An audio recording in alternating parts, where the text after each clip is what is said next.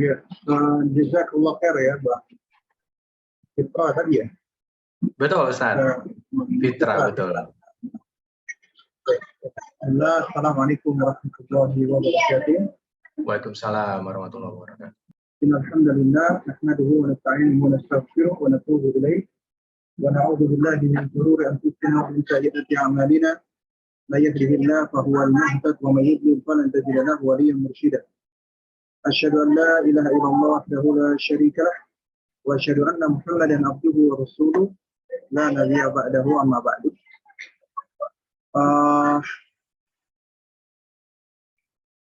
Kawan-kawan sekalian, para ayah dan para bunda, rahimani wa rahimakumullah. Alhamdulillah, kita bersyukur kepada Allah Subhanahu wa taala di sore hari ini Allah mengizinkan kita untuk bersuah. Ini sepertinya kesempatan saya pertama ya untuk berbagi atau sharing di majelis kita bersama dengan teman-teman dari alumni SMA 70 ya, Bulungan. Nah, Ustaz. Oh, ini berarti dekat Blok M ini ya? Masya Allah. Betul, di Bulungan, Jalan Bulungan, samping Blok M Plaza. Samping Blok M ya, Masya Allah. Ya, Alhamdulillah, di sore ini kita insya Allah akan berbicara tentang mendidik anak secara islami di era digital ya. Nah, ini izinkan saya share screen ya. Ini udah share ya, insya Allah ya, screen-nya. Sudah terlihat, Ustaz. Tafadhol. Jadi insya Allah kita akan membahas dalam kerangka sebagaimana judulnya, yaitu mendidik anak secara islami dan di era digital. Ya. Nah, jamaah sekalian dimuliakan Allah Subhanahu wa taala. Ketika kita bicara tentang mendidik anak secara islami di era digital, ya, kita tahu ya sebagai orang tua kita ini punya tanggung jawab. Ya, tanggung jawab kita adalah apa? Adalah menjaga dan memelihara keluarga kita, sebelumnya menjaga diri kita dari neraka Allah Subhanahu wa taala agar tidak jatuh atau terjerumus ke dalam neraka. Ya, sebagaimana ayat yang seringkali kita dengar dan kita hafal, At-Tahrim ayat 6, ya ayyuhalladzina amanu qu anfusakum wa ahlikum nar. Wahai orang-orang yang beriman, jagalah dirimu dan keluargamu dari siksa neraka. Ya, dirimu berarti kita harus memelihara diri kita terlebih dahulu. Berarti langkah pertama di dalam pendidikan adalah kita mendidik diri kita sendiri, menjaga, memelihara diri kita sendiri. Kemudian yang kedua, ya, adalah kita mencari pasangan yang baik. Mencari pasangan yang soleh dan soleha agar kita bisa sefrekuensi di dalam melangkah, sevisi, semisi, dan setujuan. Ya, hingga kita bisa sama-sama bergandengan menuju ke surga Allah Subhanahu wa ta'ala. Nah, baru kemudian wa ahlikum, yaitu keluargamu, diantaranya anak-anakmu. Kata Sayyiduna Ali adalah adibuhum wa alimuhum. Ajarkan mereka adab dan ajarkan mereka ilmu. Agar bisa selamat dari neraka. Kalau kita bicara tentang pendidikan, ya, yaitu diantara akar kata atau diksi yang dekat dengan kata ini adalah tarbiyah. Ya, tarbiyah.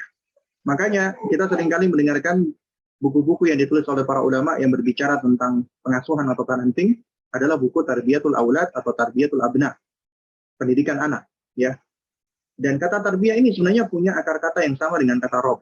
Jika kita menengok, ya, akar kata tarbiyah itu berasal dari 3 kata sebenarnya, bisa berasal dari 3 kata ini. Pertama, roba yarbu, ya, artinya nama yanmu, berkembang, yaitu tanmiyah, ya. Jadi kata tarbiyah dari kata roba yarbu ini sama akar katanya dengan kata riba sebenarnya, ya, artinya sesuatu yang dikembangkan. Hanya saja riba itu haram, jadi dikembangkan dengan cara yang tidak benar, ya. Nah, ini akar katanya sama. Roba yarbu artinya ada sesuatu yang dikembangkan di situ, ada tanmiyah, aktivitas mengembangkan, ya. Kemudian yang kedua adalah robiya yarba, artinya adalah nasya'a wa tara'ra'ah. Maknanya adalah bertumbuh. Berarti tarbiyah itu ada aktivitas tansyiah namanya, menumbuhkan sesuatu, ya. Kemudian yang ketiga adalah robba yarubbu. Nah, ini akar kata dari kata yang sama dengan rob, ya. Seringkali kita menyebut Allah Rabb, ya, itu maknanya banyak. Di antara maknanya adalah aslahahu, memperbaikinya, tawalla amrahu, mengurusinya, sasahu mengaturnya, qama alaihi memimpinnya, ra'ahu menjaganya, dan seterusnya. Jadi dari kata tarbiyah ini dengan 3 bentuk kata, ya kalau bahasa Arab itu kan kita bisa melihat dari dari akar katanya ya, di situ ada wazannya. Itu ternyata ketiga makna ini tuh saling menguatkan, saling melengkapi. Karena yang namanya pendidikan itu ada aktivitas tanmiyah, ada yang dikembangkan, tansyiah, ada yang ditumbuhkan, dan ada yang diurusi, diatur, dipimpin, dijaga, diperbaiki. Itulah tarbiyah. Ya. Nah, oleh karena itu para ulama-ulama kita, ya termasuk ulama ahli bahasa dan ulama ahli tafsir, seperti misalnya Al-Imam Al-Baydawi rahimahullah, di dalam tafsir beliau Anwarut Tanzil wa Asrarut Ta'wil, beliau mengatakan ar-rabbu bil asli bi makna tarbiyah wa hiya tablighu syai' ila kamalihi syai'an fa syai'an thumma wusifa bihi ta'ala lil mubalaghah. Kata Rabb itu secara asal maknanya tarbiyah. Artinya adalah menghantarkan atau menyampaikan sesuatu hingga ke tingkat sempurnanya sedikit demi sedikit. Kemudian kata Rabb ini disifatkan kepada Allah sebagai bentuk mubalaghah atau superlatif. Ya. Yang enggak jauh berbeda dengan Imam Al-Baydawi adalah Ar-Raghib Al-Asfahani rahimahullah yang mengatakan ar-rabbu fil asli at-tarbiyah wa huwa insya'u syai' halan fahalan ila haddi tamam. Jadi kata Rabb itu asal katanya maknanya tarbiyah, yaitu menumbuhkan perilaku atau tabiat ya secara sedikit demi sedikit, halan fahalan, tahap demi tahap hingga mencapai batas kesempurnaan. Ya, inilah makna tarbiyah. Jadi kalau kita perhatikan di sini adalah menghantarkan sesuatu menuju ke tingkat optimalnya. Kemudian itu dilakukan secara langkah demi langkah, sedikit demi sedikit, tahap demi tahap. Ya. Itulah yang dimaksud dengan tarbiyah. Artinya di situ ada proses perubahan. Karenanya Syekh Abdurrahman Albani rahimahullah di dalam Ya Madkhal ila Tarbiyah, beliau menyebutkan ada 4 unsur tarbiyah. Yaitu yang pertama memelihara fitrahnya anak, yang kedua menumbuhkan mawahib atau bakat dan potensi atau istiqdat anak sesuai dengan keunikan masing-masing. Yang ketiga, mengarahkan fitrah dan bakat ke arah kebaikan dan kesempurnaan yang sesuai dengan masing-masing anak. Ya, karena mereka punya bakat sendiri-sendiri dan itu harus diarahkan kepada kebaikan. Karena secara asal, ya apa yang Allah berikan itu bisa digunakan untuk keburukan. Karena Allah mengatakan fa'alhamaha fujuraha wa taqwaha. Kami ilhamkan kepada jiwa tersebut ada jalan kebajikan, ada jalan ketakwaan. Baru kemudian yang namanya tarbiyah itu harus bertahap, tadarrujan, step by step. Ya. Harus langkah demi langkah. Sebagaimana dikatakan Imam Baydawi tadi, syai'an fa syai'an, atau Imam Al-Asfahani, halan fa halan. Ya, langkah demi langkah, tahap demi tahap. Jadi ini unsur tarbiyah. Berarti ketika Anda mendidik anak-anak Anda, berarti tugas kita itu memelihara fitrah. Nanti kita singgung sedikit fitrah ini apa. Kemudian anak itu Allah udah berikan bakat dan potensi. Kita cari tahu, kita gali. Kemudian kita tumbuhkan bakat dan potensinya sesuai dengan keunikan. Karena tiap anak nggak sama, tiap anak berbeda-beda. Baru kemudian kita arahkan fitrah dan bakat tadi ke arah kebaikan dan kesempurnaannya. Karena itulah pendidikan. Kemudian kita lakukan ini syai'an fa syai'an, wahalan fahalan, secara bertahap atau langkah demi langkah. Maka inilah yang dimaksud dengan tarbiyah. Kemudian di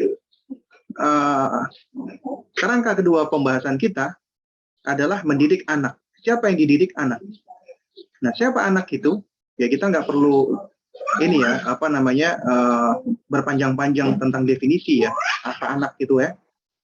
Jadi kita langsung saja, kita tahu anak itu adalah ya keturunan dari ya 2 manusia yang Allah ciptakan berlainan jenis, kemudian saling memadu kasih, kemudian Allah izinkan mereka memiliki keturunan.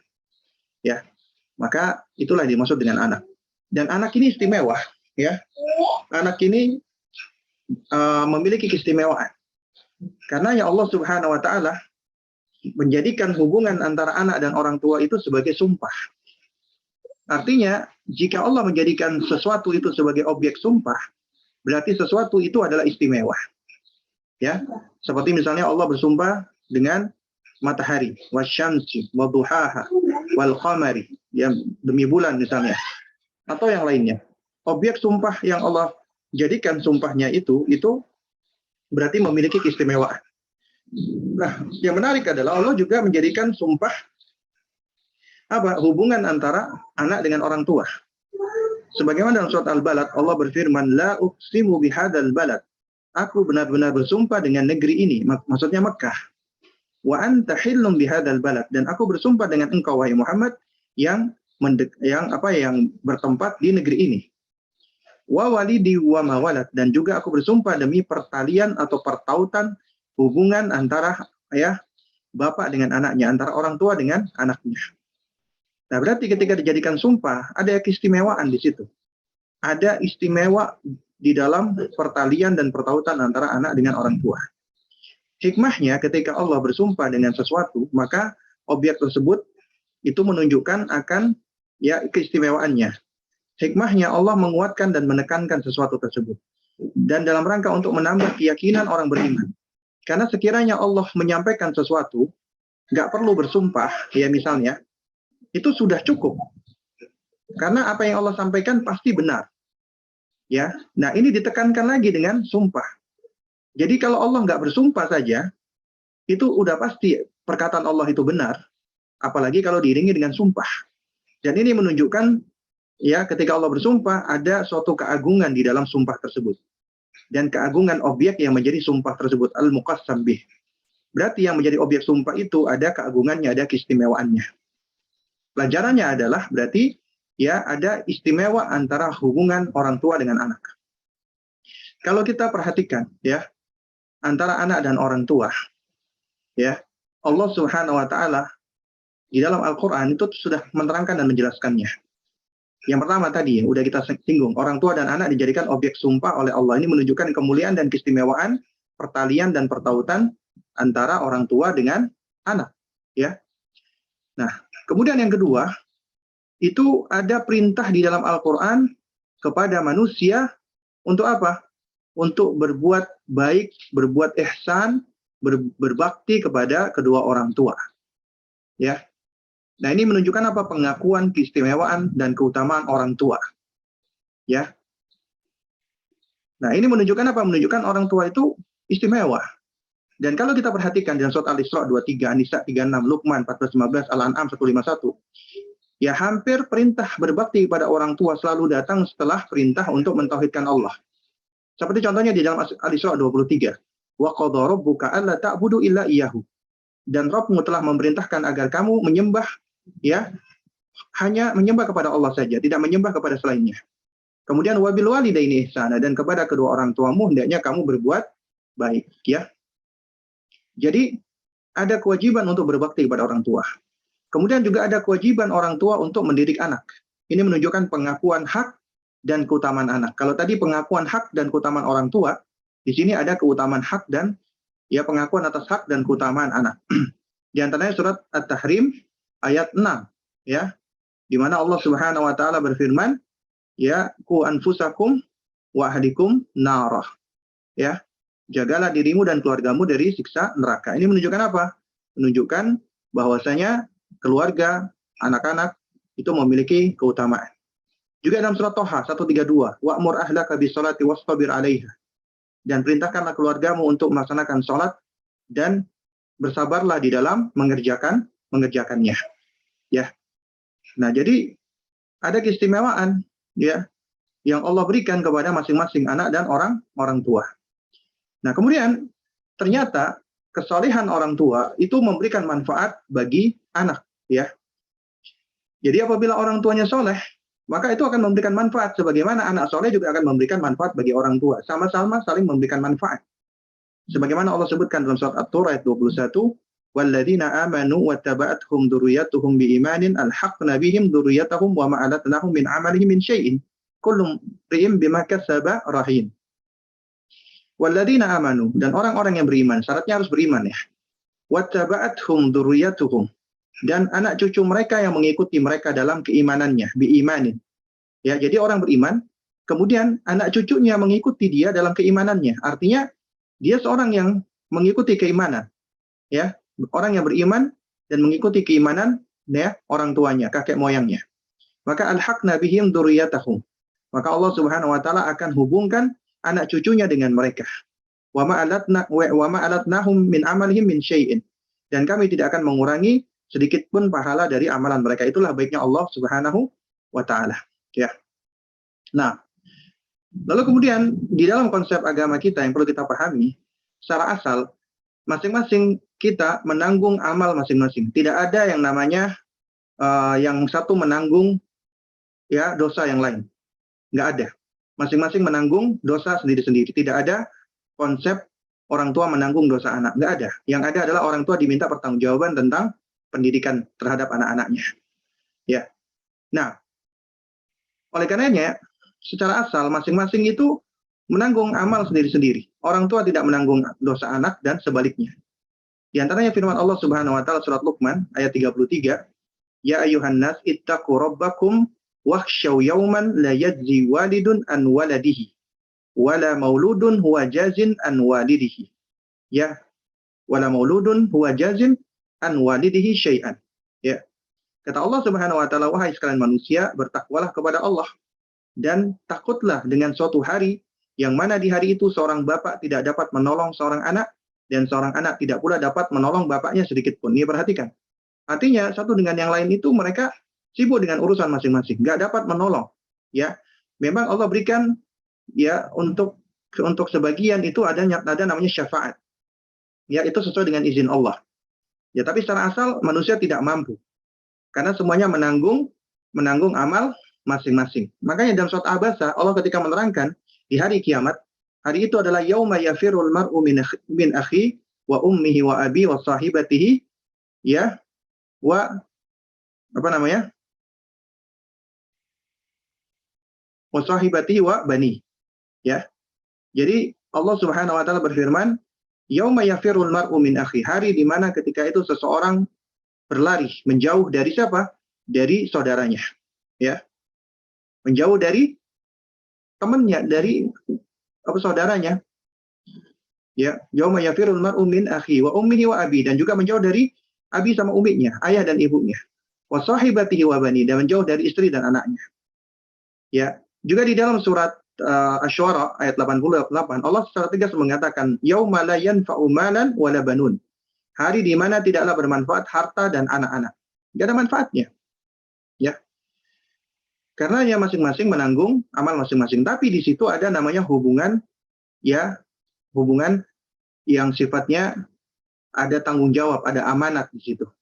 Ya, amanat Allah Subhanahu wa taala kepada manusia. Ya.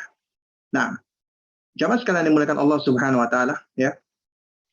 Kalau kita perhatikan ya, nanti di akhirat orang-orang mujrim, orang-orang kafir, mereka itu menginginkan agar apa? Agar anak-anak mereka itu bisa mereka tumbalkan supaya mereka selamat, ya, dari siksa Allah Subhanahu wa taala. Ini Allah abadikan dalam surat Al-Ma'arij. Ya. Allah berfirman, yubassarunahum yawaddul mujrimu law yaftari min adabi yawma idzin bibani. Ya. Kata Allah, mereka saling melihat. Di hari itu orang yang berdosa itu berangan-angan sekiranya ia dapat menebus dirinya, menumbalkan ya agar selamat dari adab anak-anaknya. Siapa yang ditumbalkan? Anak-anaknya. Wa sahibatihi wa akhi. Kemudian istri dan saudaranya. Wa fasilati allati tu'wi. Kemudian juga ingin menumbalkan keluarga yang melindungi dia di dunia. Wa man fil ardi jami'an. Dan bahkan dia ingin menumbalkan semua orang yang ada di muka bumi ini semuanya. Tsumma yunji, agar dapat menyelamatkan dirinya. Tapi Allah mengatakan, kalla innaha ladha. Sekali-kali tidak. Ya sesungguhnya ya neraka itu apinya bergejolak. Nazza'ata lisyawa, yang akan mengelupas kulit kepala. Ya. Tad'u man adbara wa tawalla. Yang memanggil orang yang membelakangi dan yang berpaling dari agama Allah Subhanahu wa taala. Nah, jadi inilah hubungan anak dan orang tua yang Allah sebutkan di dalam Al-Qur'anul Karim. Ya. Baik, kita lanjutkan. Ya. Lalu bagaimana sejatinya kedudukan anak di dalam Islam? Ya. Maka anak itu nggak lepas dari ke-6 poin ini. Pertama, anak sebagai hibah, sebagai karunia dari Allah Subhanahu wa taala. Karena asalnya anak itu adalah pemberian Allah. Allah hibahkan, Allah hadiahkan kepada manusia. Ya. Dan hibah itu artinya adalah pemberian yang tanpa mengharapkan imbalan. Ini sebagaimana Allah sebutkan di dalam surat Asy-Syura 49 dan 50. Ya, Allah mengatakan yakhluqu may yasha, yahabu liman yasha'u inatsan wa yahabu liman yasha'u adz-dzukura. Allah mengkaruniakan kepada siapa saja Allah kehendaki anak laki-laki dan siapa saja Allah kehendaki anak perempuan. Ya. Kemudian anak juga sebagai perhiasan, zinah. Ya. Ini sebagaimana Allah sebutkan di dalam di antara surat Al-Kahfi ayat 46. Ya. Allah Subhanahu wa taala mengatakan apa? Al-malu wal banuna zinatul hayati dunya. Ya, harta dan anak-anak itu perhiasan kehidupan dunia. Tapi Allah tegaskan wal baqiyatus shalihatu khairun 'inda rabbika thawaban wa khairun amalah. Ya, akan tetapi amalan-amalan yang kekal lagi saleh adalah lebih baik pahalanya di sisi Rabbmu dan lebih baik untuk dijadikan sebagai pengharapan. Ya, jadi memang anak dan harta itu adalah zina perhiasan. Manusia itu cenderung kepada hal ini, kepada perhiasan dunia. Ya. Nah, kemudian anak itu juga bisa menjadi fitnah, ujian. Ya. Anak menjadi ujian atau fitnah. Ini Allah sebutkan di dalam surat Al-Anfal dan juga surat At-Taghabun, ya. Jadi semua anak-anak kita itu adalah ujian dari Allah Subhanahu wa taala, fitnah. Innama amwalukum wa auladukum fitnah wallahu 'indahu ajrun 'azim. Sesungguhnya hartamu dan anak-anakmu adalah ujian, fitnah bagimu dan di sisi Allah lah terdapat pahala yang besar, ya. Nah, dan bahkan yang lebih tegas lagi, Allah sebutkan anak itu dan istri bisa menjadi musuh. Ya, adu. Sebagaimana Allah firmankan dalam surat At-Taghabun ayat 14, ya ayyuhalladzina amanu inna min azwajikum wa auladikum aduwwan lakum fahdharuhum. Wahai orang-orang yang beriman, sesungguhnya di antara istri-istrimu dan anak-anakmu itu ada aduwwan lakum, musuh bagimu. Fahdharuhum, maka berhati-hatilah dari mereka. Jadi bisa menjadi musuh. Ya. Lalu kemudian juga anak itu sebagai pewaris bagi kita. Ya. Mereka adalah sebagai pewaris yang akan mewarisi apa yang kita tinggalkan kepada mereka. Sebagaimana Allah sebutkan di dalam surat apa? Surat An-Nisa ayat 11, ya. Ini surat yang cukup panjang, ya, tapi Allah mengatakan yusikumullahu fi auladikum lidzakari mithlu hadzil unthayaini. Ya. Allah Subhanahu wa taala itu mewasiatkan, artinya mewajibkan ya kepada kalian tentang ya anak-anak kalian, yaitu tentang pembagian waris bagi anak-anak kalian. Karena mereka yang akan mewarisi. Nah, kemudian anak sebagai qurratul a'yun, sebagai ya dzurriyyatan thayyibatan. Ya. Nah, di sini Allah Subhanahu wa taala ketika menyebutkan anak sebagai dzurriyyatan thayyibatan di sana dalam surat Al-Furqan, ya. Ayat ke-74. Nah, itu ternyata bentuknya coba Anda perhatikan. Nanti Anda buka ya, Al-Furqan 74. Itu dalam format apa? Doa. Walladzina yaquluna rabbana hab lana min azwajina wa dzurriyyatina qurrata a'yun waj'alna lil muttaqina imamah. Ya, dan orang-orang yang berkata, ini ibadur rahman, ya wahai Rabb kami, karuniakan kepada kami istri-istri kami dan keturunan kami sebagai qurratul a'yun, sebagai penyejuk mata, penyenang hati kami. Dan jadikanlah kami imam bagi orang-orang yang bertakwa. Jadi bentuknya apa di situ? Doa, ya. Formatnya dalam bentuk doa. Doa. Kemudian kita lihat lagi ya, ketika misalnya anak itu disebut sebagai dzurriyyatan thayyibatan. Ya, anak yang baik, keturunan yang baik. Ya, itu ternyata juga doanya siapa? Nabi Zakaria di dalam surat Ali Imran ayat 38. Allah mengatakan hunalika da'a Zakaria rabbahu. Di sanalah Zakaria itu menyeru, berdoa kepada Rabb-nya. Qala, beliau berkata, Rabbi habli min ladunka dzurriyyatan thayyibatan innaka sami'ud du'a. Wahai Rabbku, karuniakanlah kepadaku dari sisimu anak keturunan yang baik, karena sesungguhnya Engkau Maha mendengarkan doa. Jadi sekali lagi dalam bentuk apa? Doa. Tapi kalau Anda baca anak sebagai hibah, perhiasan, ujian, musuh, dan pewaris, ya, itu semua dalam bentuk khabar, berita, dan diantaranya itu mengandung peringatan. Ya. Tapi ketika Allah berbicara tentang anak yang baik, penyejuk mata, ya dzurriyyatan thayyibatan, itu semua dalam bentuk doa. Apa kira-kira pelajaran yang bisa Anda ambil? Pelajaran yang bisa kita ambil adalah ya anak-anak yang baik itu sebab utamanya adalah berangkat dari hidayah Allah. Di antaranya adalah dari doa kedua orang tuanya. Makanya ya pendidikan anak dan parenting di dalam agama kita itu diawali dengan doa dan dilakukan dengan senantiasa berdoa dan diakhiri dengan doa. Jadi doa minal awal ilal akhir, dari awal sampai akhir, karena kita butuh dengan Allah. Ya. Nah, kemudian apa manfaat anak? Ya tentunya banyak ya manfaat anak ya. Di antaranya ketika orang tua hidup, anak bisa menjadi penyejuk jiwa yang dapat menyenangkan hati. Dan ketika orang tua di hari tua dapat menjadi orang yang akan merawat orang tuanya. Al-jaza' min jinsil amal. Balasan sesuai dengan jenis perbuatan. Adapun selepas wafatnya orang tua, anak bisa ya yang membantu orang tua, misalnya ada hutang. Hutang ini akan senantiasa menggantungkan seorang muslim sampai hutangnya dibayarkan. Meskipun dia ahli tauhid, meskipun dia haji, umroh, berjihad bahkan, tapi punya hutang, maka harus dilunaskan hutangnya. Kalau enggak, dia akan senantiasa tergantung. Dan siapa yang dituntut untuk melunaskan hutang orang tua? Ya anak. Ya. Kemudian mengalirkan pahala jariyah. Ya. Karena ketika anak keturunan Anda meninggal dunia, terputus amalnya. Ya kecuali 3 hal, diantaranya waladun saleh yad'ulah, anak saleh yang mendoakan orang tuanya. Kemudian juga akan mengangkat derajat orang tua di surga. Udah masuk surga, ya lantaran istighfarnya anak, itu diangkat lagi derajatnya. Sebagaimana dalam hadis yang hasan, wa anna rajula la turfa'u darajatuhu fil jannah. Ada seorang laki-laki yang diangkat derajatnya di surga. Kemudian dia heran, udah masuk surga, udah enak, nyaman, kok diangkat lagi di surga lebih tinggi. Wa anna lihada, dari mana aku dapatkan ini ya Allah? Wakila lahu, maka dijawab, bistighfari waladika laka. Bistighfari waladika laka, lantaran istighfarnya anakmu kepadamu yang selalu berdoa memohonkan ampun untukmu. Ya. Kemudian juga bisa menjadi syafi'an, pemberi syafaat dengan izin Allah ya. Dan kemudian anak perempuan, misalnya kita dikaruniakan Allah anak perempuan, itu bisa menjadi sebab disebut oleh Syekh Shalih Al-Utsaimin jimaini, 2 jim. Yaitu sebagai junnah dan jannah. Junnah penghalang neraka, jannah penyebab orang tua masuk ke dalam surga. Nah, itulah anak. Lalu kemudian pendidikan Islam. Seperti apa pendidikan Islam? Ya, pendidikan Islam adalah pendidikan yang sesuai dengan fitrah. Artinya kita memelihara dan menjaga fitrah. Ya, Islam itu tidak menetapkan manusia itu dilahirkan dalam keadaan tidak berisi atau kosong, empty. Tapi Islam menetapkan setiap manusia sudah memiliki isi atau konten kebaikan, innate goodness yang disebut dengan fitrah.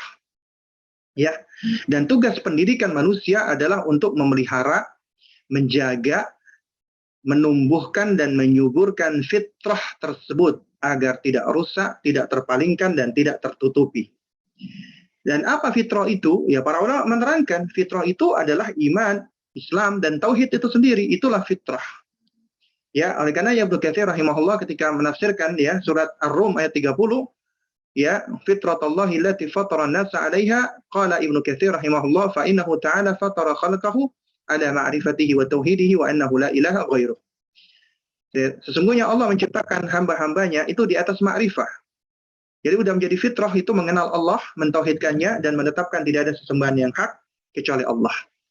Lalu bagaimana menumbuhkan fitrah? Ya agama kita agama yang sempurna.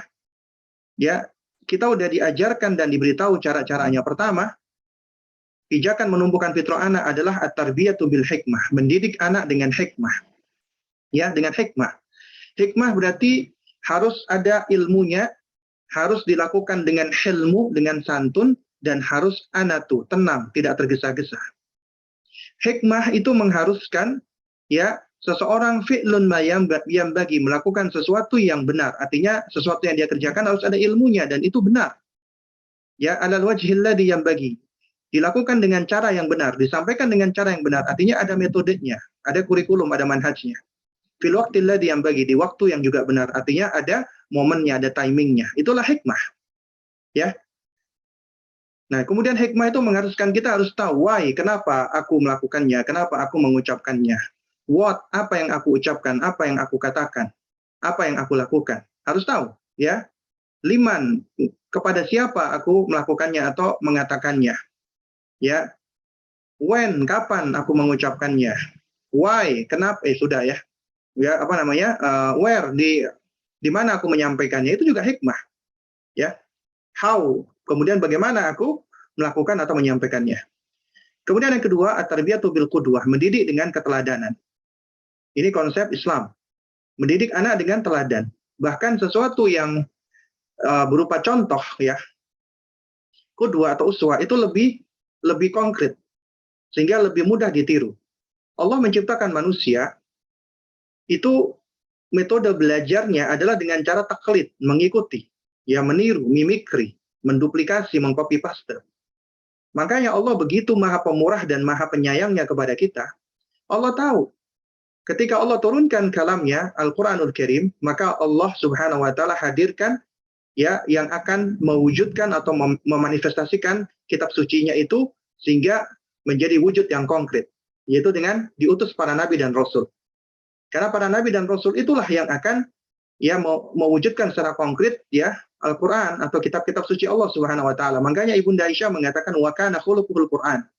Ya, akhlaknya Rasulullah itu Al-Qur'an. Ya. Nah, jadi ini karena tipikal manusia itu mendapatkan ilmu, pelajaran, pengetahuan itu dengan cara mencontoh. Mereka belajar lebih banyak dengan cara mencontoh, sehingga perlu adanya qudwah. Kemudian bil mau'idhah, dengan nasihat. Ya, dengan arahan, bimbingan, nasihat yang baik. Tapi kaidahnya qudwah dulu, contoh dulu. Baru kemudian memberikan mau'idhah. Makanya para ulama mengatakan al-uswatul hasanah muqaddama minal mau'idhatil hasanah. Memberikan contoh yang baik lebih dikedepankan daripada memberikan nasihat yang baik.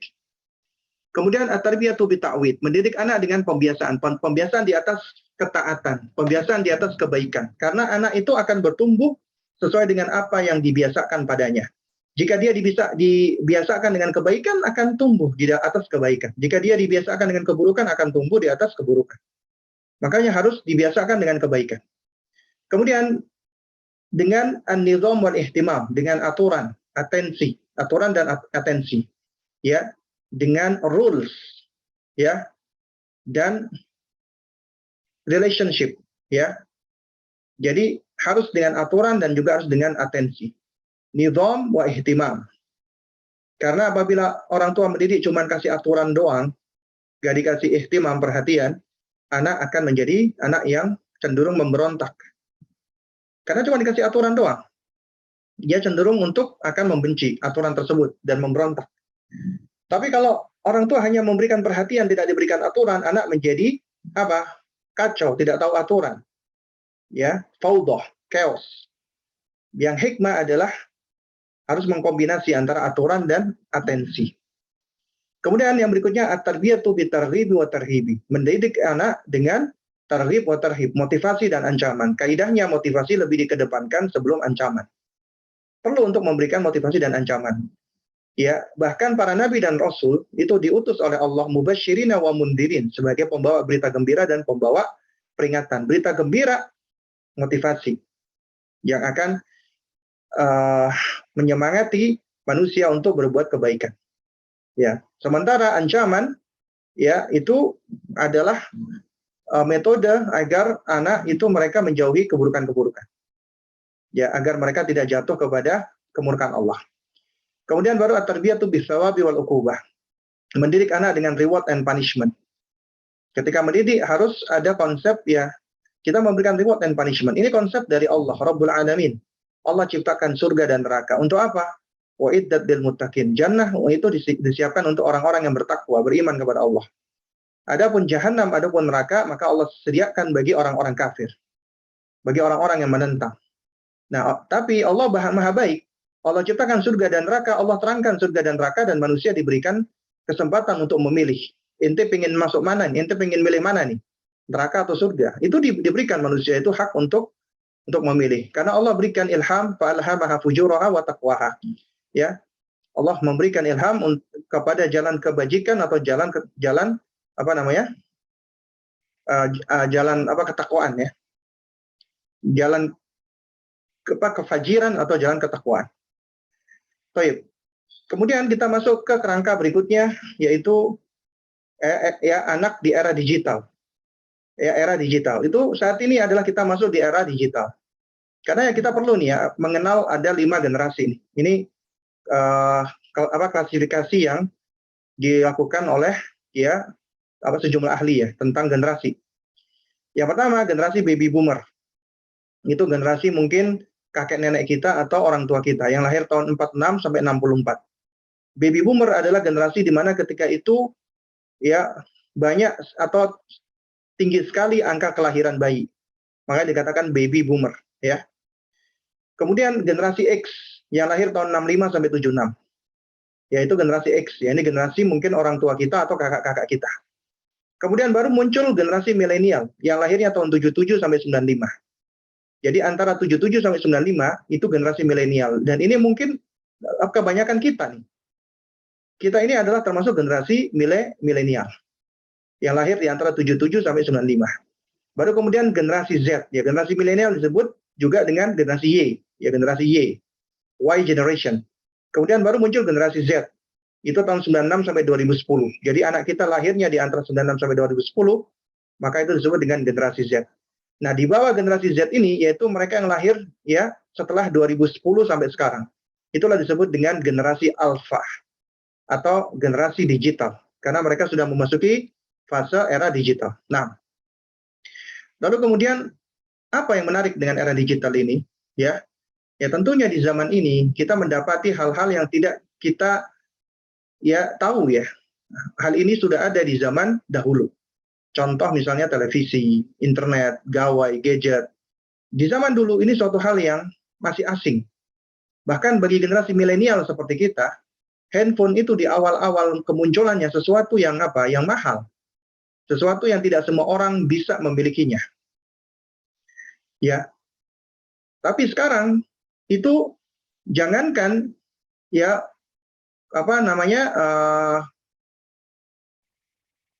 misalnya kuli bangunan, pengangguran dan anak-anak pun juga udah punya gadget atau gawai. Ya. Sehingga di zaman kita ini ada hal-hal yang memang tidak ada di zaman sebelumnya. Sehingga itu mempengaruhi sebagian dari perilaku ya, behavior atau suluk ya manusia. Kita mungkin pernah mendengar ya ada ucapan didiklah anak-anakmu sesuai dengan zamannya. Karena mereka hidup bukan di zaman. Ini perkataan yang tidak mutlak benar dan tidak sahih ya, perkataannya Sayyiduna Ali. Karena tidak ada sanadnya, tidak ada sesuatu yang bisa dibuktikan keotentikannya. Ya, ucapan ini ucapan yang perlu perincian. Nggak boleh diterima atau ditelan mentah-mentah. Kalau kita perhatikan ya, ini ucapan yang ternyata itu diambil bukan dari ulama kaum muslimin, tapi dari para filsuf seperti Socrates, Plato, dan yang semisalnya. Di antaranya Ibnu Qayyim rahimahullah, beliau menerangkan ini ucapan ya Aristoteles. Dan juga ucapan Aflatun atau Plato yang mengatakan la tu'addibu auladakum bi akhlaqikum li'annahum khuliqu li zamanin ghairi zamanikum. Janganlah kalian mendidik anak-anak kalian menurut akhlak kalian karena mereka diciptakan bukan di zaman kalian. Ya. Atau juga ucapan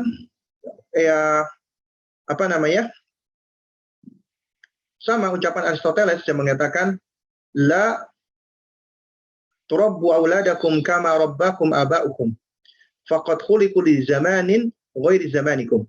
Janganlah kalian mendidik anak-anak kalian seperti bapak-bapak kalian mendidik kalian, orang tua kalian mendidik kalian. Kenapa? Karena mereka, anak-anak kalian itu diciptakan bukan di zaman kalian. Ya. Bagaimana ucapan seperti ini? Sekarang kita berada di era digital nih. Ya tentunya ada hal-hal yang berbeda antara zaman sekarang dengan zaman sebelumnya. Ya, apakah benar statement seperti ini? Maka kita katakan ada rincian, ada tafsil. Jadi nggak boleh kita telan bulat-bulat dan juga nggak boleh kita tolak begitu saja. Karenanya memutlakkan kaidah ini tidak benar. Ya, karena ketika memutlakkan kaidah ini, kita menerima begitu saja, berarti kita sadar nggak sadar meyakini konsep relativitas akhlak dan relativitas kebaikan dan keburukan. Maksudnya, yang namanya baik dan buruk itu nisbi atau relatif. Bisa jadi di zaman dahulu dikatakan jelek, di zaman sekarang dikatakan baik. Bisa jadi di zaman dahulu dikatakan baik, di zaman sekarang jadi jelek. Itulah teori relativitas. Ini kenapa muncul kenisbian seperti ini? Karena tidak memiliki standar. Kita kaum muslimin tentunya memiliki parameter dan standar. Ada di mana Al-Quran dan Sunnah. Dan itu adalah al-haq. Ya. Karenanya siapa yang menerima ucapan tadi dengan begitu saja, itu sadar nggak sadar dia telah berpendapat dengan teori relativitas akhlak ini. Ya. Nah, kalau kita bicara nih tentang urusan akhlak dan adab, maka quote tadi, ucapan tadi itu tidak berlaku. Kenapa? Karena kita meyakini ya generasi terdahulu, generasi salaf, ya 3 generasi pertama, sahabat tabi'in dan tabi'ut tabi'in, mereka adalah generasi yang paling baik. Bahkan kita dituntut untuk meniru dan mencontoh mereka. Karenanya kita meniru dan mencontoh mereka dalam segala hal, termasuk akhlak dan adab. Meniru akhlak dan adab mereka itu adalah sebab kemajuan. Ya, adapun apa namanya?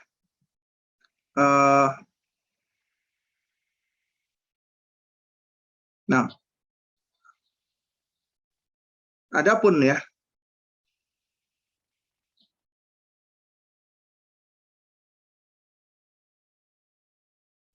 baik. Nah, kalau misalnya itu bukan urusan adab dan akhlak, yaitu urusan adat kebiasaan atau muru'ah atau urf yang tidak berkaitan dengan urusan agama, akhlak, ibadah, akidah atau nas syar'i, maka boleh diambil. Kita boleh menerima quote ini. Kenapa? Karena ini perkara yang berubah-ubah sesuai dengan perubahan waktu dan zaman. Adat, muru'ah, urf itu adalah sesuatu yang berubah-ubah. Ya, tapi kalau itu berkaitan sama syariat tidak berubah-ubah. Karena ya kita wajib memahami ini kaidah mendidik anak sepanjang zaman. Apabila kita ingin mendidik anak, maka ada ya kaidah mendasar. Apa itu? Diawali dengan membangun koneksi anak dengan Allah penciptanya. Artinya ketika kita ingin mendidik anak kita, maka ya koneksikan mereka dengan penciptanya, bangun attachment dengan Allah, yaitu dengan mengajarkan akidah dan tauhid yang merupakan haknya Allah dan menumbuhkan imannya. Baru kemudian jadilah wujud konkret bagi anak di dalam kebaikan. Karena mereka belajar dengan cara ya menerima, melihat, memperhatikan, mengamati. Karenanya manusia itu belajarnya yang paling kelihatan itu adalah dengan meniru dan mencontoh. Karena itu didiklah dengan keteladanan, qudwah, jadilah role model. Kemudian yang ketiga, ya lakukan pendekatan dengan rahmah dan ramah, dengan kasih sayang dan kesantunan, dengan sifat yang ramah. Kenapa? Karena manusia itu secara tabiat mendasarnya, fitrawinya, itu menyukai ya ucapan, perkataan dan perbuatan yang lemah lembut, yang rahmah dan ramah. Sebagaimana Allah mengatakan, ya fabima rahmati minallahi lintalahu, ya. Jadi kata Allah Subhanahu wa taala, ya apa namanya, dan dengan rahmat dari Allah Subhanahu wa taala, nah engkau Muhammad bisa berlaku baik, ya. Fabima rahmati minallahi lintalahum, ya. Jadi dengan rahmat Allah lah engkau wahai Muhammad bisa berbuat lemah lembut kepada mereka. Kemudian kata Allah, walau kunta faddan ghalidhal qalbi lan faddu min haulik. Sekiranya engkau bersikap keras dan berhati kasar, tentulah mereka akan menghindar darimu, menjauh darimu. Apa pelajarannya? Pelajarannya adalah Nabi itu memiliki kelemah lembutan, itu rahmat dari Allah. Dan kelemah lembutan inilah yang menjadikan manusia itu senang. Tapi kalau seseorang itu keras, kaku, bengis, kasar, orang akan menjauh. Ini udah ditegaskan oleh Allah, dan faddu min haulik. Misalnya mereka akan menjauh darimu. Karenanya, ya, pendidikan itu harus dikarakteristiki dengan rahmah dan ramah. Karena dengan demikian anak akan mengenal kasih sayang Allah, karena itulah wujud konkret dari kasih sayang Allah. Kemudian melakukan pendekatan dengan hikmah. Artinya kita harus hikmah, harus tahu juga tentang kondisi anak kita, fase perkembangannya, ya, dan seterusnya. Kemudian menerapkan nizam dan ihtimam, sebagaimana tadi sudah disebutkan. Jadi harus secara bersamaan. Di mana di situ ada nizam, aturan, maka harus ada ihtimam, harus ada perhatian, ya. Kemudian menerapkan targhib wa tarhib dan thawab wa iqab, ya, motivasi dan ancaman, reward and punishment. Ini sudah disinggung tadi. Kemudian meyakini bahwasanya kesolihan anak itu di tangan Allah, bukan di tangan kita. Kita nggak bisa mensolehkan anak. Kita cuma bisa ikhtiar, mengambil sebab, berdoa dan bertawakal. Nah, jadi di antara yang patut kita perhatikan di era digital ini, itu yang paling dominan apa? Yang membedakan adanya gawai, gadget, teknologi, ya, virtual, yang mana dengan teknologi ini, itu banyak merubah gaya hidup manusia. Karenanya kita harus bijak terhadap anak di dalam mempergunakan teknologi dan gadget ini. Bagaimana caranya? Pertama, ya, ketika Anda ingin ya mempergunakan gawai atau gadget nih ya, kita harus bangun mindset dulu nih. Gawai atau gadget itu sekarang ini ibaratnya ya, seperti kata Syekh Ali Hasan Al-Halabi rahimahullah, adalah umurun ta'ummu balwah. Perkara yang menyebar begitu luasnya, sehingga kita sulit menghindar. Sulit menghindar kita dari handphone, dari kamera, dari teknologi seperti internet dan yang semisalnya. Sulit, kecuali kita ya menjauh, uzlah, ya di gunung-gunung. Bahkan di gunung-gunung pun juga biasanya udah ada internet, udah ada seluler ya, kecuali di beberapa tempat yang memang terpencil ya. Nah, jadi ini hal-hal yang harus kita pahami bersama. Lalu bagaimana caranya? Pertama, tetapkan batasan usia anak untuk boleh menggunakan gadget, kemudian konsisten dan komitmen dengan hal ini. Kita harus lihat ini anak-anak kita, lihat kebutuhannya. Ya, karena di situ ada screen time. Ada waktu di mana mereka diperbolehkan terpapar dengan gawai. Tapi ada waktu maksimalnya. Dan ada filter ya, harus difilter. Ya. Nah, kalau kita merujuk kepada hasil rekomendasi ya dari badan atau organisasi pediatrik di United States, itu ternyata anak Sibia 0 sampai 18 atau 24 bulan itu zero screen time. Hendaknya tidak dikenalkan dengan gawai, tidak dipapar dengan gawai seharusnya. Ya, jadi jangan sampai kita papar anak kita yang masih bayi dengan gawai, itu berbahaya. Ya, itu bisa terlalu over stimulate ya, terlalu over stimulasi. Dan juga bisa membahayakan matanya. Matanya masih berkembang, kemudian sudah harus melihat ya motion, gerakan-gerakan, belum lagi radiasinya, belum lagi perubahan warna yang begitu ekstrim dan seterusnya. Itu dapat menstimulasi mata anak dengan begitu cepat sehingga malah membahayakan. Karenanya zero screen time. Kemudian di usia 2 sampai 7 tahun ya maksimal 1 hour, 1 jam maksimal. Boleh dibagi-bagi.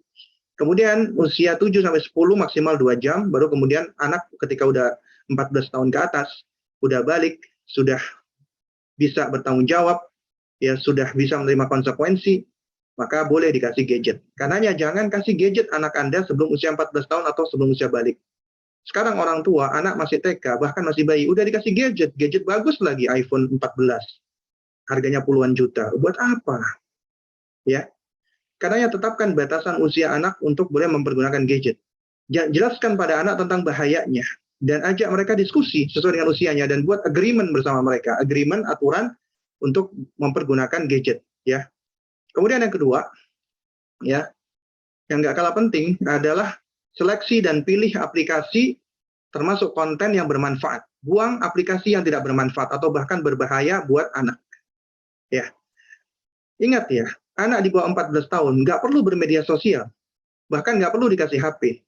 Kadang-kadang orang tua itu sudah membuatkan akun media sosial buat anak kita. Usianya masih anak-anak. Untuk apa? Ya. Jadi jangan mereka dikenalkan dengan hal-hal seperti ini sampai mereka sudah memiliki kemampuan untuk memahami dan mereka sudah memiliki kemampuan untuk apa? Untuk bernalar dan mempertimbangkan. Ya. Kemudian kalaupun seandainya mereka butuh dengan gadget atau gawai, ya, karena ini suatu hal yang nggak bisa kita hindarkan ya, maka tadi berikan aturan, ada batasan waktu dan seleksi aplikasi yang memang bermanfaat untuk mereka, yang bernilai edukatif tapi tetap bisa menghibur. Ya. Kemudian yang ketiga, ya, periksa gadget secara berkala dan install aplikasi parental control ya. Jadi ada aplikasi-aplikasi supaya kita bisa mengontrol gadget anak kita. Ya. Sekarang hampir di semua Android itu ada. Ya, jadi ada space khusus ya, itu untuk anak-anak supaya mereka tidak bisa mengakses yang tidak mereka butuhkan. Nah, parenting digital ini adalah perkara yang urgent. Karena itu kita sebagai orang tua harus melek teknologi, jangan sampai kalah dengan anak. Nggak boleh kita gaptek, karena itu berbahaya bagi mereka. Kemudian yang keempat, ya, tetap bersamai anak di dalam aktivitas nyata dan mengajak mereka bermain. Ya. Artinya ya, mereka itu lebih butuh untuk didampingi dan mereka lebih butuh untuk beraktivitas secara motorik, kasar, halus, sensoriknya itu terstimulasi. Sementara kalau cuma main gadget, itu malah menjadikan mereka itu tidak terstimulasi dengan baik. Karena itu, sebagai orang tua, kita ya bersamai mereka di dalam aktivitas nyata, ajak mereka bermain.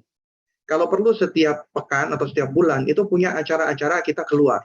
Outbound misalnya, camping, atau ya semisal itu ya, agar mereka itu berinteraksi dengan alam langsung. Karena itu metode pembelajaran yang sangat baik. Ya. Kemudian yang berikutnya adalah ajarkan adab dalam mempergunakan gadget. Ada adab, ya misalnya mendahulukan salam dan menjawab salam. Ketika misalnya anak-anak kita yang mereka harus belajar via Zoom ya ataupun ada grupnya atau Google Meet. Kemudian di dunia nyata ketika lagi ngobrol itu ajarkan mereka untuk meletakkan gadget, jangan sambil melihat gadget ketika ngomong. Dan juga tidak membawa gadget di meja makan kita, ya. Dan kemudian juga jangan sampai terlalu banyak menghabiskan waktu dengan gadget. Jadi intinya ajarkan adab-adab di dalam bergawai atau bergadget ria. Ya, jangan sampai malah merusak. Kemudian ya, ini tinggal 2 slide lagi. Jelaskan bahaya gadget terutama berkaitan dengan kejahatan-kejahatan seksual termasuk bullying, hate speech, belum lagi fitnah syubhat dan syahwat. Itu jelaskan bahayanya kepada mereka. Terutama anak kita yang sudah mumayyiz. Adapun anak kita yang masih di bawah 7 tahun, maka itu tugas kita. Kita harus ngerti bahayanya, kemudian kita filter. Ya. Lalu yang ketujuh, sudah selesai ternyata ya. Jadi itu diantara poin-poinnya ya. Maka alhamdulillahilladzi bi ni'matihi tatimmus sholihat. Ya, semoga yang sedikit ini bisa memberikan manfaat. Ini pas sudah pukul 5. Ya, insyaallah masih ada sedikit waktu bagi kita untuk berdiskusi dan bertanya jawab. Jadi nanti dalam sesi tanya jawab ini silakan yang ingin bertanya, mengajukan pertanyaan, insya Allah nanti akan dijawab oleh pembawa acara kita atau host kita. Nah, barakallahu fikum. Jazakallahu khairan, Ustaz, untuk sharing ilmunya tadi ya. Masya Allah, bermanfaat sekali insya Allah ya Ustaz ya. Ada beberapa hal tadi yang disampaikan oleh Ustaz, baik dari sisi fundamentalnya, kaidah-kaidah dalam mendidik anak, termasuk ada tadi di terakhir juga ada cara-cara ya Ustadz ya, terutama bagaimana kita mendidik atau memberikan cara-cara untuk penggunaan gadget di era digital terutama ya. Ya, izin Ustadz, mungkin kita akan masuk ke sesi tanya jawab. Mungkin sebelum masuk ke sesi tanya jawab, izinkan kami tadi sempat terlewat di awal Ustadz menyampaikan sedikit Hafizahullah Ta'ala, mungkin bisa kami sampaikan sedikit Ustadz, nanti kalau misalkan ada yang kurang relevan atau ada yang keliru, mohon koreksinya nanti Ustadz ya. Tujuannya supaya nanti jamaah juga bisa lebih mengenal ya, karena kan ini kita baru pertama kali Ustadz kita bertemu, insya Allah mudah-mudahan ada sesi-sesi lainnya nanti berikutnya. Izin Ustadz kami menyampaikan sedikit. Baik, para jamaah yang semoga Allah muliakan, hari ini kita diberikan ilmu oleh Ustadz Abu Muhammad, Ustadz Abu Salma ini mengenai 10 November Surabaya, ada juga Arabic Course Mahat Ali Ar-Isyad Surabaya, Mahat Mahasiswa Sunnah Surabaya, dan International Islamic Study Center Surabaya.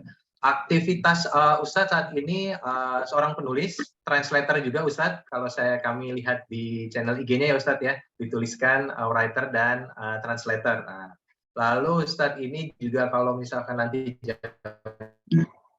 mau mengunjungi IG pribadinya bisa dilihat di @abinya_salma.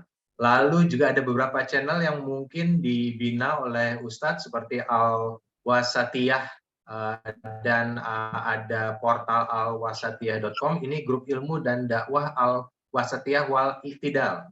Ada juga membina untuk @sekolah anak teladan, ada yayasan.kmpp itu keluarga muslim peduli pengasuhan, dan yang terakhir adalah channel IG untuk orang tua teladan. Domisili Ustadz sendiri ini ada sekitar daerah Cinere Depok ya Ustadz ya. Mohon izin Mungkin kalau Bapak Ibu atau jamaah yang ada di Cinere mungkin ada mengunjungi masjid-masjid, mungkin ada bisa bertemu karena Ustadz kalau melihat profilnya ada memberikan kajian rutin di sekitaran daerah Cinere. Mungkin itu sedikit profil dari Ustadz Abu Salma Muhammad. Baik, kita lanjutkan ke sesi tanya jawabnya. Mungkin yang pertama izin Ustadz kami coba bacakan. Yang pertama adalah baik.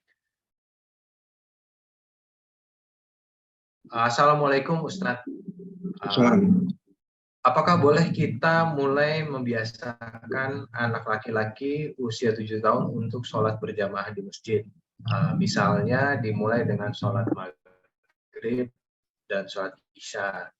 Dan mengisi waktu di antaranya untuk mereka murojaah hafalan surat-surat. Mereka yang ada di sekolah mungkin ya, atau yang ada di rumah.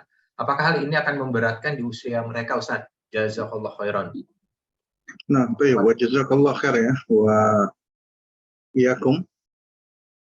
Sebenarnya tidak ya, karena memang anak-anak udah diperintahkan untuk sholat di usia 7 tahun, asalkan dengan cara-cara yang bijak, dengan cara memotivasi, dengan cara mengajak, dengan cara mencontohkan, dengan cara yang diiringi dengan kasih sayang dan kelembutan, ya, tidak dengan cara paksaan, tidak dengan cara sedikit-sedikit memberikan ancaman. Ya, ancaman perlu tapi sekedarnya. Tapi sebelum ancaman, ya kita motivasi, kita dorong, ya, dan nggak perlu kita takut-takuti, kita takhwif, ya.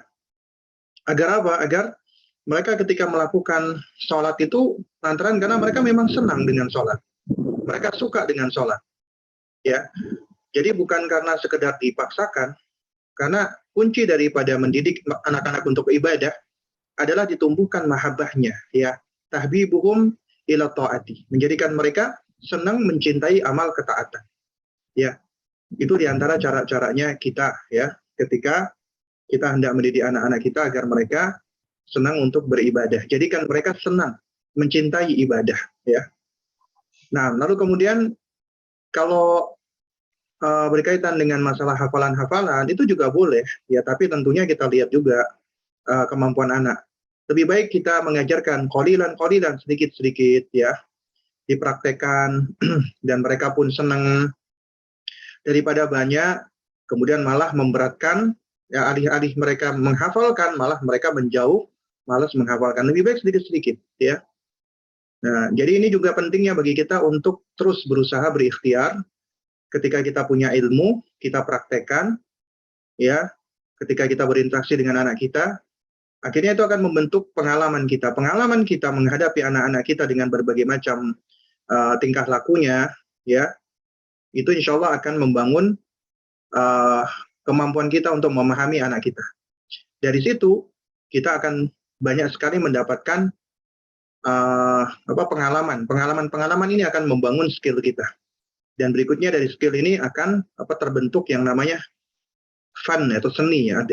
Akhirnya kita itu memiliki kemampuan untuk menyampaikan dan mengajak anak-anak kita untuk beribadah dengan cara lebih baik.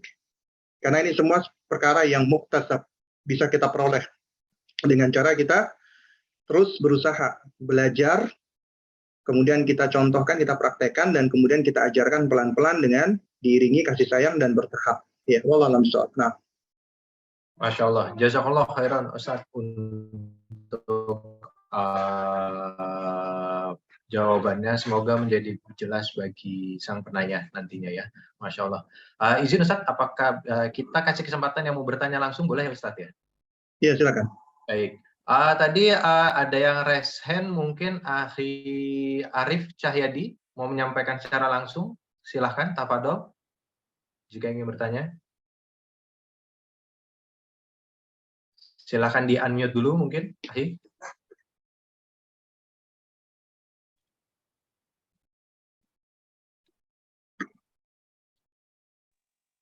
Oh ya, dah. Bismillahirrahmanirrahim. Assalamualaikum warahmatullahi wabarakatuh, Ustaz. Waalaikumsalam warahmatullahi wabarakatuh. Syukran atas materinya, Ustaz. Kebetulan saya udah punya anak yang balik, Ustaz, yang yang paling kecil 3 tahun, yang paling besar sudah 15 tahun sekarang. Kebetulan laki-laki semua. Nah, saya melihat sejak balik itu anak yang besar itu udah lebih cenderung ke teman ya, saya lihat dari pergaulannya gitu. Jadi faktor teman di sini luar biasa besar sekali gitu. Selain tentunya faktor gadget ya. Jadi yang mau saya tanyakan, apakah memang normal tapi umur seperti itu untuk lebih dekat sama teman dan gadgetnya secara syariat? Apakah mungkin saya juga sadar sih bahwa mungkin bisa jadi kami sebagai orang tua ada kelemahan atau kekurangan dalam mendampingi misalnya seperti itu ya. Sehingga mungkin akhirnya beliau lebih dekat sama temannya. Mungkin bagaimana yang menyikapi hal seperti ini, Ustaz? Ustaz, Afan. Assalamualaikum warahmatullahi wabarakatuh. Waalaikumsalam warahmatullahi wabarakatuh. Nah, jadi teman dan gadget ya, yang jadi PR kita ya. Sebenarnya manusia itu makhluk sosial. Manusia itu punya kebutuhan untuk bersosialisasi. Bahkan itu juga menjadi bagian perkembangan manusia yang bisa diamati. Makanya ada namanya kecerdasan sosial emosional. Karena Allah menjadikan kita makhluk yang sosial. Di dalam agama kita, itu pun juga nggak luput dari bab muamalat, bab interaksi. Ada bab ibadah, itu ya hubungannya antara kita hamba dengan Allah. Dan di situ juga ada bab yang namanya muamalat, yang berkaitan antara hamba dengan hamba, makhluk dengan makhluk. Ya, karena agama kita adalah agama yang sempurna, agama yang menghantarkan kemaslahatan di segala lini dan di segala aspek. Ya, jadi manusia memang makhluk sempurna. Apa? Ya, manusia adalah makhluk sosial, ya, makhluk yang mereka butuh untuk berinteraksi satu dengan yang lainnya. Makanya Allah juga ciptakan kita berpasang-pasangan, laki-laki dan wanita, agar kita pun juga bisa bersosialisasi. Di dalam sosialisasi itu, kita sebagai manusia yang tidak sempurna, memiliki kekurangan. Dari kekurangan-kekurangan yang kita miliki itu, kita bisa bekerja sama dengan orang-orang lain yang sefrekuensi dengan kita, sehingga kita bisa saling menyempurnakan, saling melengkapi. Makanya menikah itu adalah adalah nisful ibadah, ya, adalah melengkapi ibadah kita, ya. Nah, maka demikian pula anak kita di dalam perkembangannya juga memiliki yang namanya kecenderungan muyul, ya, untuk bersosialisasi, berteman. Dan Nabi sudah mewanti-wanti, almar'u ala dini khalilihi. Seseorang itu tergantung agama sahabat dekatnya, ya, tergantung kepada agama sahabat dekatnya. Makanya falyanzur, ya, biman yukhalilu. Maka perhatikan dengan siapa engkau itu berteman dekat. Nah, kalau anak-anak kecil, ya, anak-anak yang belum tamyiz, itu juga tugas kita sebenarnya untuk mendampingi mereka. Kemudian anak-anak di usia-usia berikutnya, kita harus udah memberikan pijakan kepada mereka di dalam memilih teman. Karena kita tahu as-sahibu sahib, sahabat atau teman itu penyeret, imma sahibu ilal khairi au sahibu ilal syarri. Entah itu menyeret kepada kebaikan atau malah menyeret kepada keburukan. Karenanya kita harus memberikan pijakan yang kuat pada anak kita. Ya, ibaratnya kita membangun imunitas. Karena ya, kalau mereka tidak diberikan pijakan dan nggak diberikan skill, ya, untuk bisa berinteraksi dengan orang lain, maka mereka akan menjadi orang yang mudah dipengaruhi. Ya, idealnya kita didik anak-anak kita menjadi sosok yang kuat, yang malah bisa mempengaruhi, mewarnai, bukan dipengaruhi dan diwarnai. Ya, dan ini kuncinya adalah dari kita orang tua. Nah, kalau anak-anak kita yang sudah balik, pendekatannya tentu berbeda sama anak kita yang masih TK. Di antara pendekatannya adalah kita bersahabat dengannya. Sebagaimana nasihat di dalam quote, la'ib ibnaka sab'an wa adibhu sab'an wa sahibhu sab'an. Bermain dengan anakmu di 7 tahun pertama, takdib, disiplinkan di 7 tahun kedua, bersahabatlah di 7 tahun ketiga. Anak kita udah 15 tahun udah balik, maka jadi sahabat. Ya, kita melakukan pendekatan sahabat. Kita ajak ngobrol, kita dewasakan dia gitu loh. Kita anggap ini bukan anak-anak lagi, dia orang yang sudah dewasa, yang sudah memahami, yang udah ngerti. Ya, maka kita dewasakan dia. Kita berikan dia tanggung jawab. Kita berikan dia amanat. ya. Bahkan kita hasung dan kita dorong dia, apalagi anak laki-laki, untuk bisa mandiri, berdiri di atas kakinya, tidak selalu bergantung kepada orang tuanya. Tapi ini butuh proses, butuh waktu gitu loh. Ya.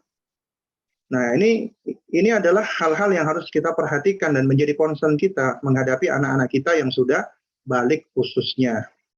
Nah, kemudian juga nggak kalah penting lagi, ya, di antara bentuk kita bersahabat dengan mereka, dengan anak-anak kita yang sudah usia balik, itu adalah dengan kita banyak mendengar, belajar untuk mendengar, daripada kita mengomentari, apalagi sampai menvonis. Ya, jadi pendengar yang baik. Karena kalau kita jadi pendengar yang baik, mereka akan menjadi senang untuk bercerita kepada kita, senang untuk curhat dengan kita, sehingga kita akan lebih mudah untuk mengetahui dan mengontrol mereka. Kemudian yang kedua, selain kita banyak mendengar mereka, kita melakukan pendekatan ketika memberikan nasihat itu dengan cara bercerita. Ya, artinya kita menceritakan dulu kita.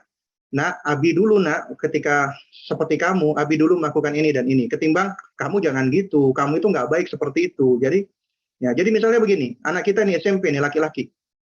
Kita tahu nih, namanya anak laki-laki dan anak perempuan normal punya ketertarikan kepada lawan jenis. Normal, nggak berdosa. Yang berdosa kalau diwujudkan dengan cara yang menyelisih syariat.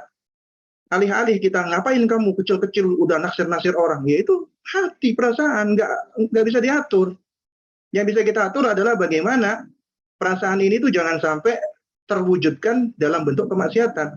Jadinya kita yang lebih dewasa, kita yang lebih tua duluan dibanding dia, kita lebih punya pengalaman. Kita ajarkan, nak, Abi dulu juga pernah naksir sama cewek. Nah, cuman kalau menurut Abi nih ya namanya kita naksir sama lawan jenis itu ya normal. Nah, cuman kita perlu lihat, kenapa sih kita kok suka sama dia? Apa yang menyebabkan kita tertarik?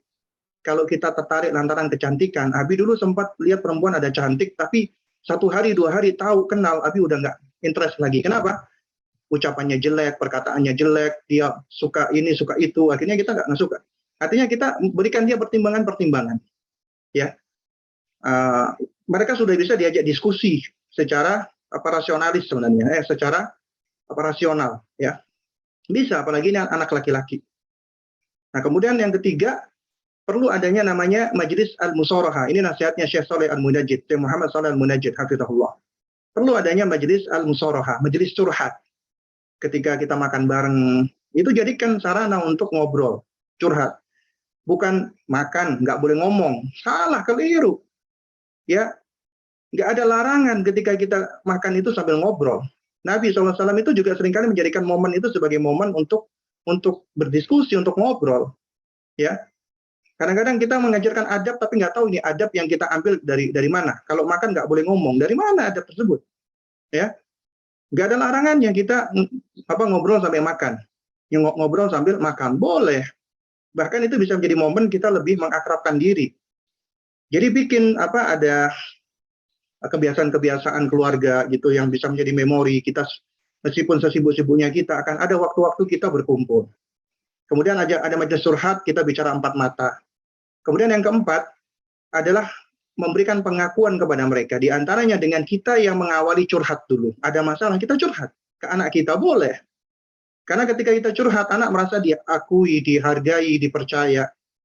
Sehingga ketika dia merasa diakui, dihargai, dipercayai, ya kadang-kadang dia memberikan masukan itu yang mungkin kita itu nggak kepikiran gitu loh.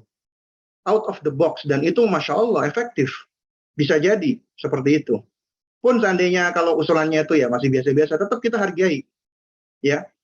Dan mereka ketika dicurhati, itu mereka merasa dihargai, diakui, dan mereka pun juga kelak nanti ada masalah akan curhat dengan orang tuanya. Intinya mempertahankan itu tadi, ya trust, kepercayaan, dan kondisi yang membuat mereka menjadi comfort, mereka menjadi nyaman. Nah itu yang pertama. Adapun tentang gadget itu nggak bisa menggantikan sahabat. Gadget itu tools, alat, ya, yang mana ibaratnya alat itu bisa digunakan untuk kebaikan atau untuk keburukan.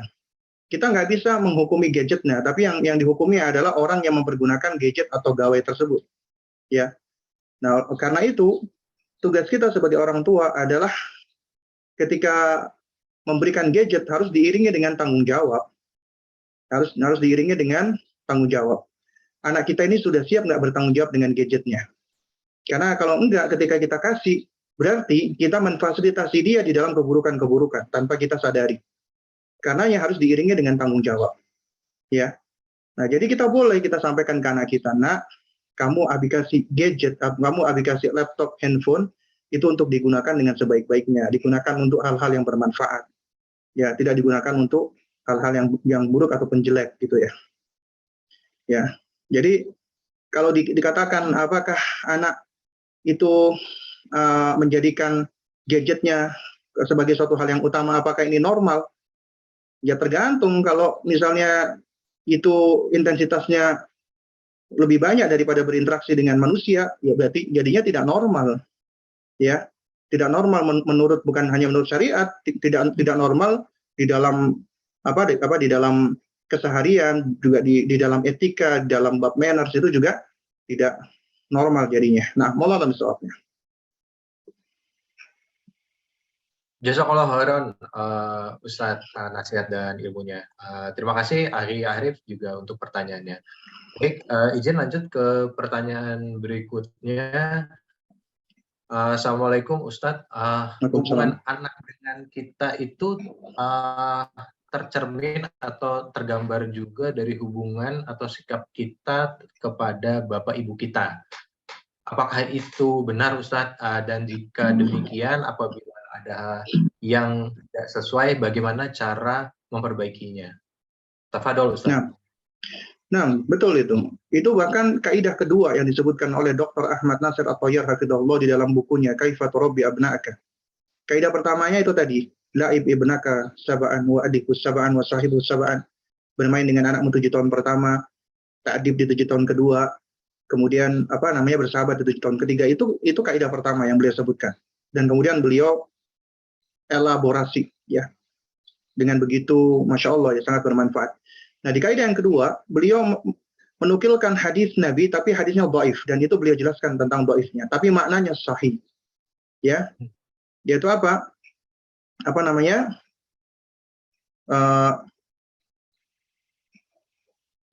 Tubiru aba'akum taburrukum abna'ukum. Ya, berbaktilah kepada bapak ibumu, niscaya anakmu akan berbakti kepadamu. Ya, ini hadis Nabi tapi dhaif hadisnya. Tapi secara makna sahih. Karena sesuai dengan kaidah al-jaza'u min jinsil amal, balasan sesuai dengan jenis perbuatan. Ya. Man la yarham la yurham. Siapa yang tidak menyayangi tidak akan disayangi. Ya, karena kaidah al-jaza' min jinsil amal, misalnya contoh ya. Man satara mu'minan, siapa yang menutupi aib seorang mukmin, maka Allah akan menutupi aibnya di dunia dan di akhirat. Siapa yang menolong saudaranya di dunia, maka Allah akan menolongnya di dunia dan di akhirat. Ya, dan masih banyak lagi yang seperti itu. Artinya, ketika kita berbuat kebaikan, ya man amila hasanat, ya, siapa yang berbuat kebaikan, maka baginya kebaikan tersebut untuk dirinya. Bahkan Allah akan berikan tambahan. Nah, karena ya konsepsi al-jaza' min jinsil amal itu benar konsepsinya. Ya, man zar'a hasoda, siapa yang menanam dia yang akan memanen. Karena itu, di antara cara agar kita itu bisa mendapatkan bakti dari anak kita adalah sejauh mana kita saat ini berbakti dengan orang tua kita. Meskipun udah meninggal dunia ataupun masih hidup. Ya masih hidup, kita kunjungi. Kita tetap berbuat baik kepada mereka. Berbuat santun kepada mereka. Bersabar atas perbuatan mereka. Ketika udah meninggal, kita doakan mereka. Kita nggak lepas ucapan kita memohonkan ampunan, bersedekah atas nama mereka, atau yang semisal itu. Ya itu diantara hal-hal yang bermanfaat menunjukkan bakti kita. Dan ingat ya jamaah sekalian, amal soleh kita itu tidak akan Allah sia-siakan. Memang mungkin bisa jadi ketika kita beramal soleh, ketika kita berbuat baik, bisa jadi Allah uji kita, anak kita misalnya tidak baik. Sebagaimana Nabiullah Nuh alaihissalam diuji oleh Allah dengan anak yang kafir malah. Tapi bukan artinya itu sia-sia, tidak. Amal itu akan bermanfaat. Ya, sebagaimana di dalam surat Al-Kahfi yang mengisahkan tentang Nabiullah Khidir alaihissalam dan Nabiullah Musa alaihissalam ketika mereka berdua datang ke sebuah kampung di mana penduduknya tidak menyambut mereka, ya, tidak menjamu mereka. Kemudian Khidir alaihissalam melihat ada tembok yang runtuh, beliau bangun. Kemudian Nabiullah Musa alaihissalam mengatakan kepada Khidir ya untuk mengambil upah darinya, apalagi mereka orang-orang di sini itu tidak menjamu kita. Maka jawaban Khidir alaihissalam ketika di akhir beliau mengatakan apa? Bahwasanya di bawah tembok ini ada apa? Harta dua anak yatim. Ya. Wa kana abuhuma shalihan, ya. Dan orang tua kedua anak yatim ini saleh. Kata Ibnu Katsir rahimahullah dan para ulama ahli tafsir yang lainnya, itu bukan orang tuanya langsung, bukan bapak ibunya, tapi kakek neneknya, generasi kelima atau generasi ketujuh. Ternyata itu bisa memberikan manfaat untuk cucu-cucunya. Artinya ketika Anda berbuat amal ketaatan, berbuat kebaikan, misalnya diuji, itu ternyata tidak tampak pada anak kita, jangan kita merasa sia-sia. Nggak ada kesia-siaan di sisi Allah. Bisa jadi, pertama kebaikannya itu untuk kita. Yang kedua bisa jadi itu akan tersimpan, akan bermanfaat untuk anak keturunan kita. Karena itu tidak ada kesia-siaan di dalam amal-amal ketaatan kita. Nah, Allah alam bisawab.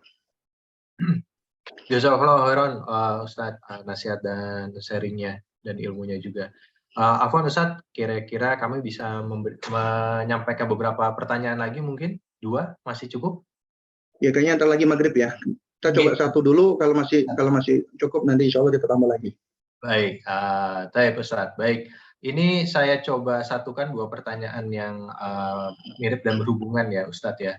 Izin dari 2 pertanyaan, saya memiliki anak laki-laki berumur 13 dan pertanyaan satunya lagi umurnya 12 Ustaz.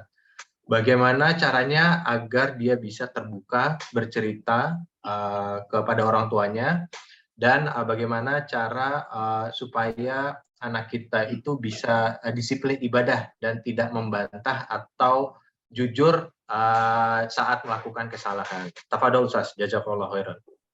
Nah, ya, ini 2 pertanyaan menyimpan 3 penjelasan yang sebenarnya cukup panjang ya. Namun ya kurang lebihnya seperti ini ya kalau diringkas. Fase anak-anak kita di hazawar ya 10 tahun ke atas menjelang balik. Itu fase sebenarnya di mana kita sudah bisa melakukan pendekatan dengan mengancam dan nakut-nakuti. Tapi ini catatannya ini ya. Tapi fase sebelumnya harus sudah kita penuhi bukan dengan ancaman. Ya, artinya kalau kita dahulu sudah sering mengancam, maka udah menjadi nggak efektif lagi ancaman itu. Ya.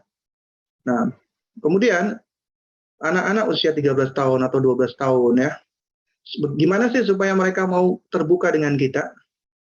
Seharusnya pertanyaannya adalah bukan bagaimana mereka mau terbuka dengan kita, seharusnya adalah mengapa mereka tidak mau terbuka dengan kita. Itu jawabannya. Jadi pertanyaannya bukannya kenapa mereka itu bagaimana caranya supaya mereka mau terbuka dengan kita. Asalnya anak-anak kita itu mereka memiliki attachment, kelekatan dengan orang tuanya. Mereka itu seharusnya mau untuk berkomunikasi yang baik, bercerita. Kalau mereka nggak mau bercerita lagi, berarti ada sesuatu di situ. Maka cari tahu kenapa, apa alasannya mereka ini tidak lagi mau ya mempercayai kita atau nggak mau terbuka dengan kita. Berarti itu adalah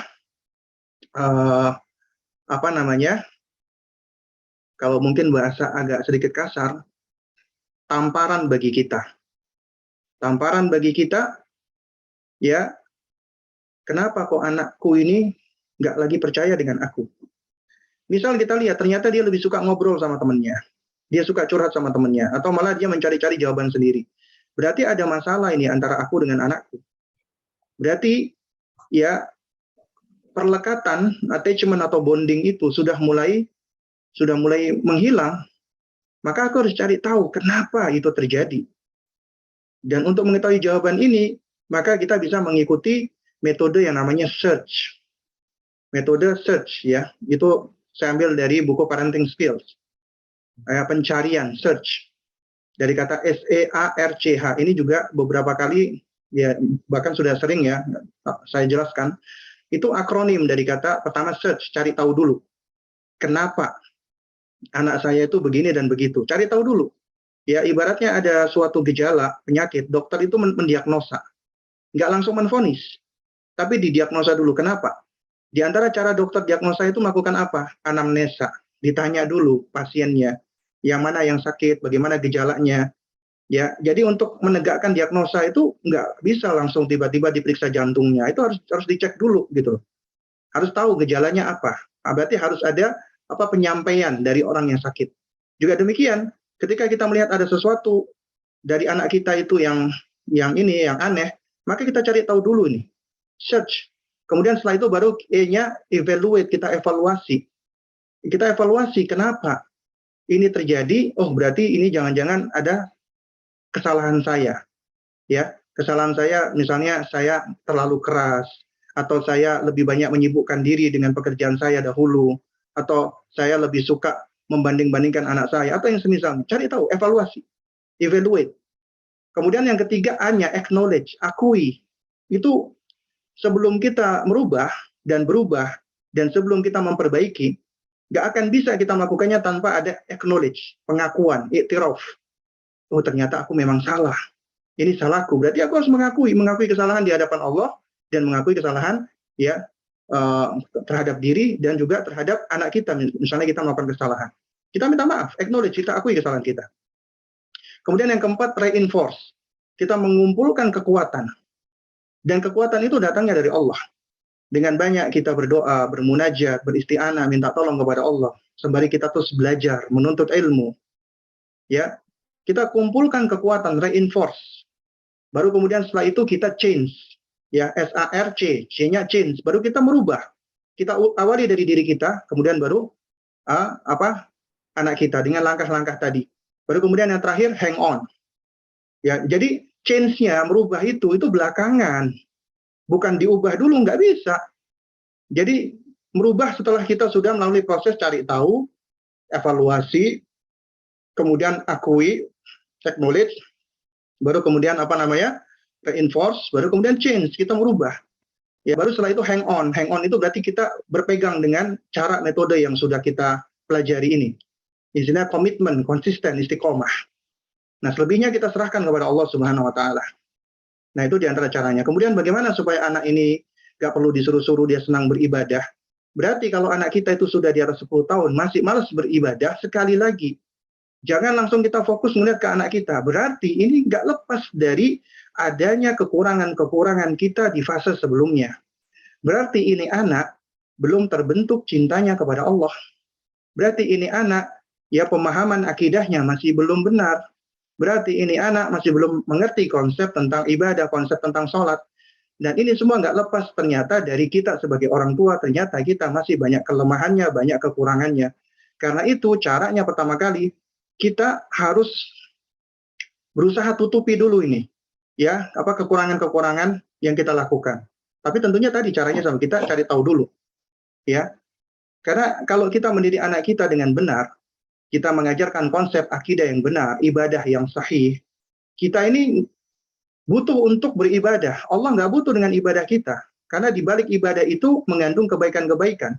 Kembalinya kepada kita. Jadi kita sudah membangun paradigma di dalam diri anak kita. Ya, kita itu butuh dengan Allah. Dan kita butuh berhubungan dengan Allah. Kita butuh untuk terus terkoneksi dengan pencipta kita.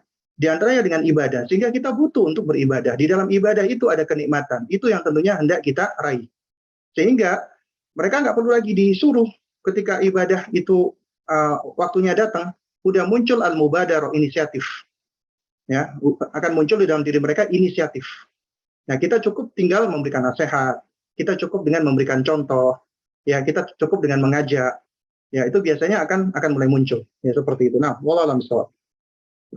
Masya Allah, jazakallahu khairan Ustadz. Ya, proses juga jadi kunci penting ya Ustadz ya. Berarti proses juga jadi kunci penting. Kita sebagai orang tua juga harus introspeksi diri, musahabah diri juga nih, apa yang sudah kita lakukan apakah sudah cukup atau belum mungkin, atau mungkin ada yang perlu kita lakukan yang mungkin terlewat. Ustadz, mungkin karena melihat waktu, insya Allah maghrib 17.46, mungkin nanti ada persiapan dari jamaah atau mungkin dari Ustadz sendiri. Mungkin izin kami cukupkan untuk kajian pada sore hari ini, Ustadz.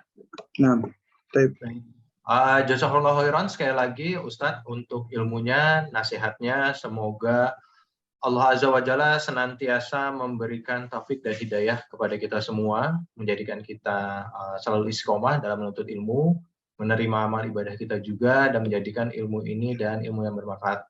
Dan Allah juga selalu memudahkan kita untuk mengamalkan ilmu yang sudah kita dapatkan pada kajian hari ini. Amin, Allahumma amin.